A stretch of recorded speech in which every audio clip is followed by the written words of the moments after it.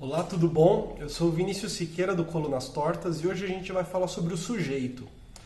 O meu objetivo não é explicar a constituição histórica do sujeito ou ir passo a passo, degrau a degrau ao longo da história, como se fosse uma história cronológica, para a gente compreender como que somos o que somos. Não é esse o objetivo.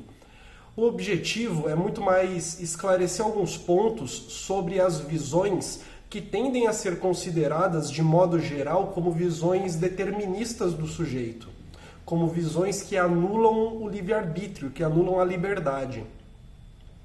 O meu ponto aqui, então, é a gente não simplesmente compreender a forma sujeito que nós adquirimos, incorporamos, praticamos e, portanto, não é compreender por que experimentamos o mundo da maneira como experimentamos, mas sim compreender como que as propostas de outros tipos de sujeito são muito relevantes e podem nos dar chance para ter análises mais relevantes da realidade, mesmo numa conversa de bar.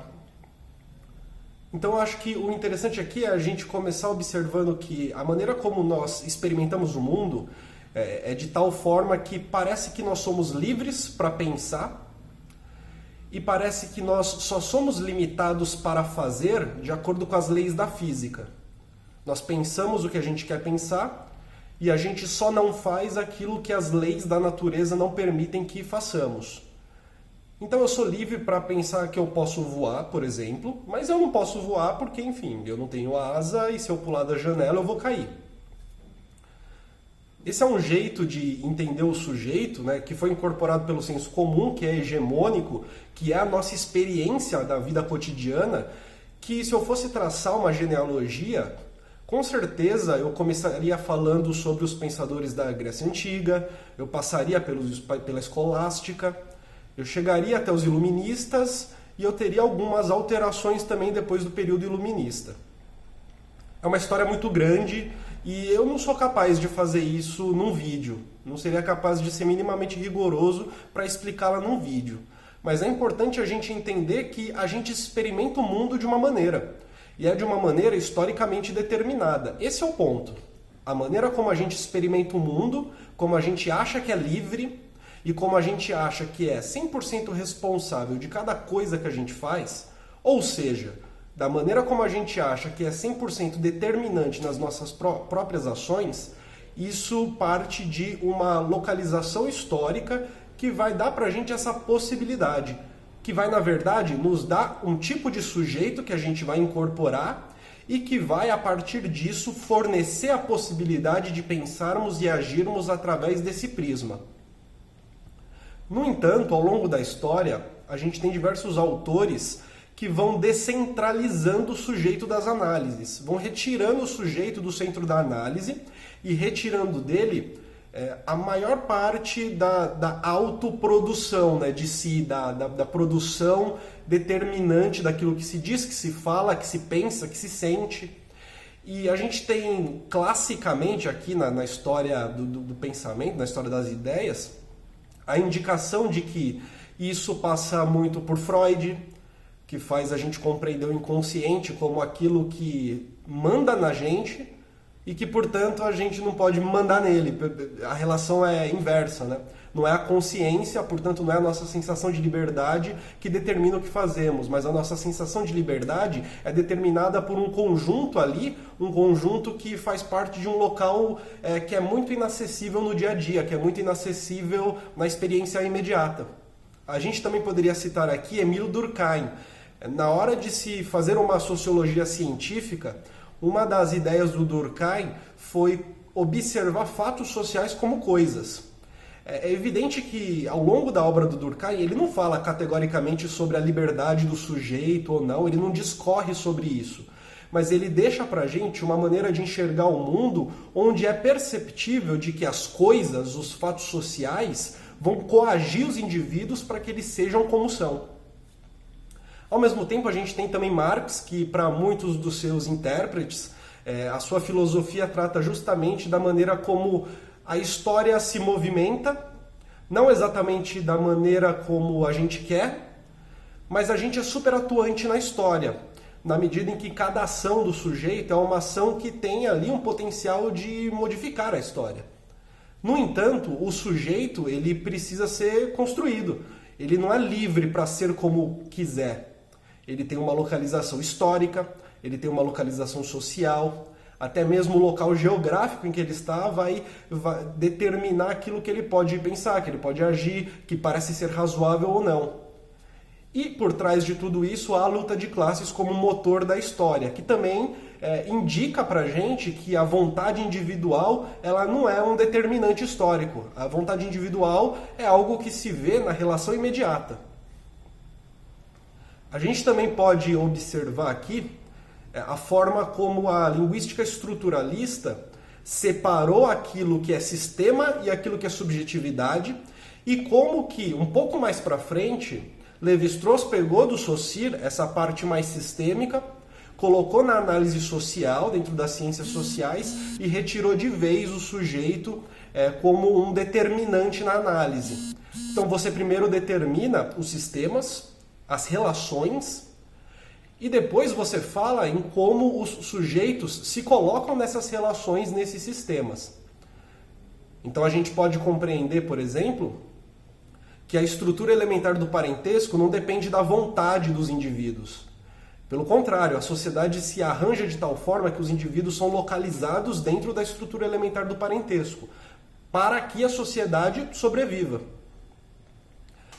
Eu estou pulando diversos autores, eu estou só citando alguns ícones que me parecem interessantes de serem citados, né? Não tem nenhuma rigorosidade nem de cronologia, nem de relação entre eles. Eu estou simplesmente citando alguns para exemplificar o que é o tipo de sujeito que foge um pouco dessa noção mais liberal do sujeito que faz o que quer, como quer, a hora que quer, pensa o que quer, né? E só as leis da natureza que o impedem de fazer algo. Onde eu quero chegar nisso? Colunas Tortas é um canal de análise do discurso, né, principalmente. Eu quero chegar justamente em Michel Pechet e Michel Foucault.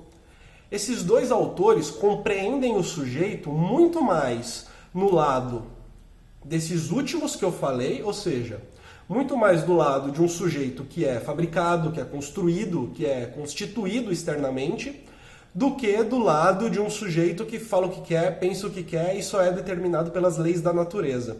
Ou seja, ele só não faz o que quer porque, enfim, existe a gravidade que não deixa flutuar. Ele só não faz o que quer porque o corpo humano é feito de células e, portanto, nós estamos limitados pelas funções do nosso corpo, né? Por aquilo que a gente pode fazer, né? Pelo nosso tamanho, pela nossa envergadura e aí por diante.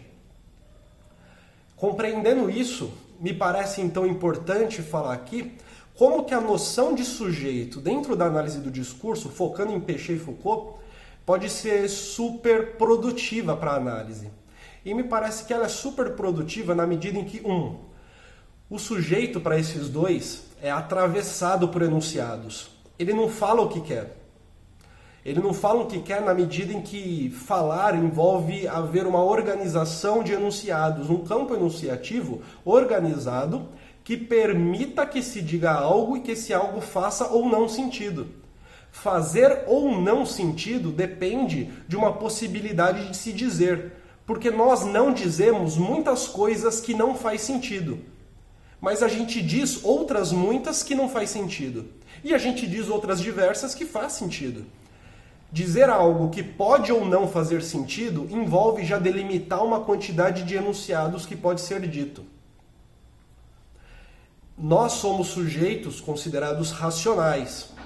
Portanto, o objetivo da fala, quase sempre, da expressão de símbolos, quase sempre é fazer sentido. O que vai afunilar mais um pouco ainda, né?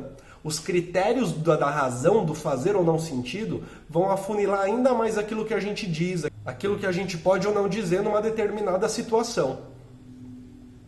Quando a gente compreende que o sujeito é atravessado por enunciados, no fundo o que a gente está compreendendo é que o sujeito não só não faz o que quer por conta das leis da natureza, como ele não faz o que quer porque historicamente, discursivamente, não é possível.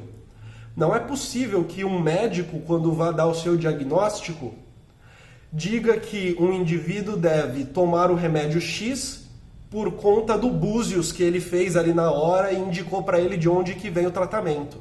Não é possível, o médico não vai fazer isso, o médico é regido pela ciência. Da mesma maneira, não é possível que um padre dentro da igreja argumente com os fiéis a partir de um laicismo que chega até mesmo a anular a existência de um Deus. O padre é um padre. Ele tem aquilo que ele pode ou não falar. E naquilo que ele pode ou não falar, a influência de um Deus é super presente. Faz parte da constituição do sujeito padre. Compreender que o sujeito é atravessado por enunciados é também compreender que as práticas discursivas, ou seja, tudo aquilo que a gente faz expressando símbolos, emitindo símbolos, e que também nos conduzem a práticas corporais, físicas, e a relações de poder, tudo isso envolve também uma certa determinação externa, envolve também a constituição do sujeito enquanto sujeito. Então fica meio evidente de que a relação entre o professor e um aluno, que é uma relação normalmente que parte de um professor que sabe tudo, de um aluno que não sabe nada, de um professor que precisa ensinar e de um aluno que tem que ouvir para entender, e evidentemente parte também de uma noção de que o professor que precisa ensinar está sendo regido por regras que estão acima dele, que definem aquilo que ele deve ensinar. Todo esse sistema, toda essa relação, e que envolve também a organização corpórea dos alunos em fileiras, envolve também a organização intelectual dos alunos que devem fazer exames de tempos em tempos. Cada elemento desses não passa por uma arbitrariedade de nenhum desses sujeitos. Todos os sujeitos estão nesse jogo que é um jogo de poder, mas que também é um jogo discursivo, é um jogo de enunciados. É uma formação discursiva que vai posicionar os sujeitos e que, ao posicioná-los, vai dar chances de estabelecerem relações de poder que são legitimadas pelo discurso que os posiciona. A gente passa a compreender, então, que o sujeito é muito menos livre, muito menos original do que ele pensa que é. E que a nossa experiência cotidiana tem muito mais a ver com o tipo de discurso, o tipo de saber, aliás, que nos define, do que com a realidade concreta. Tem muito menos a ver com a realidade concreta e tem muito mais a ver com o tipo de saber que nos coloca na posição de um sujeito livre. Que nos coloca numa posição em que faz parecer que quando o ladrão rouba, ele rouba porque ele é mau caráter. E não porque ele está numa posição social em que, de repente, parece que roubar é uma única opção. Em que, de repente, parece que roubar não só é uma única opção, como é uma opção razoável. Porque, afinal de contas, tem tanta gente com muito, você tem tão pouco, parece ser razoável. Existe uma razoabilidade nas ações. As ações não dependem só de caráter. Inclusive, fazê-las depender só de caráter é uma falácia, quando a gente observa que o sujeito não é livre. A gente precisa compreender, então, sempre a situação de um sujeito, o contexto social dele e também o momento histórico da constituição desse sujeito. E é só a partir disso que a gente consegue agir para melhorar, modificar, alterar esse tipo de situação. Então eu acredito que eu consegui explicar bem a importância do sujeito do discurso e a importância, de forma geral, de um sujeito que não é autodeterminado e que não produz aquilo que diz ou aquilo que faz como se fosse livre para isso. É um jeito de se olhar o sujeito, há outras maneiras. Como eu havia dito, existe a maneira mais liberal de se observar, que é uma maneira que coloca o sujeito como responsável de tudo aquilo que fala, que faz, responsável pelo seu próprio destino. Não me parece correto, não me parece nem um pouco razoável. É só olhar à volta. Você vai perceber que não é nem um pouco razoável achar que as pessoas são donas do seu destino. É muito evidente que existem parcelas que, quando se coloca numa planilha e vê estatisticamente a característica dessa parcela, você percebe irregularidades. Você percebe irregularidades com a crença. A maior parte do Brasil é cristão, isso não é uma coincidência. Você consegue perceber irregularidades quando você observa a renda. A maior parte do Brasil é pobre, vive em periferias, isso não é uma coincidência, não é uma escolha. A maior parte das pessoas que vivem em periferia são negras e pardas, isso não é uma escolha também. Existe uma história de escravidão no país que nunca foi superada e envolve muito esse destino. Eu acho que agora a gente consegue entender, a partir disso, que observar o sujeito como algo que é determinado é muito mais produtivo do que pensar num sujeito livre para fazer o que quer. E a partir disso a gente consegue sair de conversas que são unicamente morais e de certa forma moralistas para conversas que conseguem atravessar uma esfera propriamente sociológica, propriamente política, propriamente discursiva. E a gente consegue a partir disso, até mesmo na mesa de bar, ter uma conclusão diferente das coisas que a gente conversa. Sou Vinícius Siqueira novamente, do Colunas Tortas. Você pode acessar o site, acessar o meu texto a respeito do sujeito aqui na descrição. Se você gostou, por favor, dê seu like. Pode se inscrever também. E até a próxima.